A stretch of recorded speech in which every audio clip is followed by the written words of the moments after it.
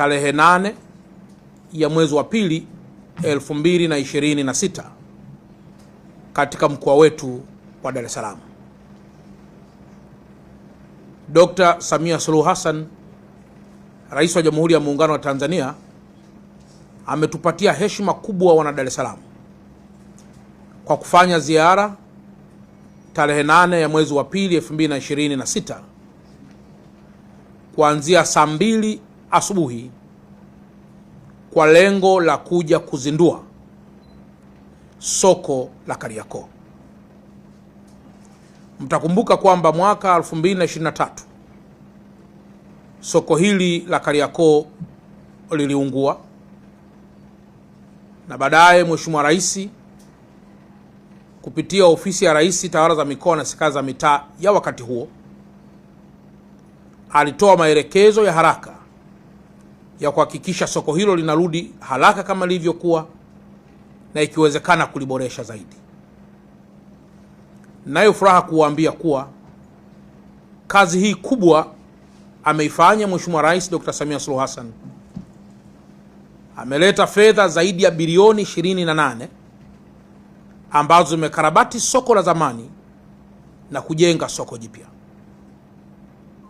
Ndugu waandishi wa habari, mtafahamu kwamba katika soko lile wakati linaungua walikuwepo wafanyabiashara. Nayo furaha pia kuwaambia kuwa shirika la masoko la Kariakoo chini ya mtendaji wake Bwana Ashraf wamejitahidi kuhakikisha kuwa wafanyabiashara wote waliokuwepo wakati huo wanarejeshwa kufanya biashara katika eneo la soko la Kariakoo jipya na lile la zamani. Hayo pia yalikuwa ni maelekezo ya Mheshimiwa Rais, yamekuwa ni maelekezo ya Mheshimiwa Waziri Mkuu, yamekuwa pia ni maelekezo ya Mheshimiwa Waziri wa TAMISEMI Profesa Shemdoe kuhakikisha wafanyabiashara wote waliokuwepo zamani wanarejea.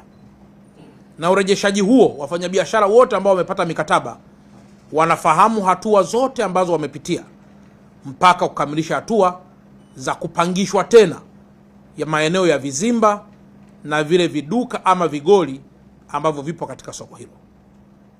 Sambamba na tangazo hili, naomba pia niwatangazie rasmi leo kwamba wafanyabiashara wa biashara ndogo ndogo wote ambao wamefunga barabara za kuingia katika soko hilo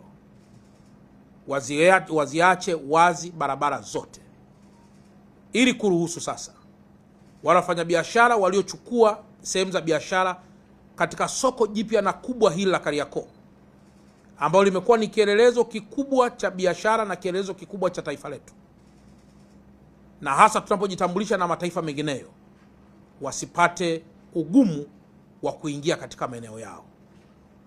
Tunasema katika maeneo yale ambayo walikuwa wamepanga bidhaa zao, ni vema wakatambua kwamba si wakati wa kutumia nguvu kuweza kusifungua barabara hizo, bali kupitia uongozi wa machinga, uongozi wa waendesha pikipiki, kuzifungua barabara hizo haraka iwezekanavyo kabla ya tarehe 8, ili barabara zote ziweze kupitika katika maeneo hayo muhimu.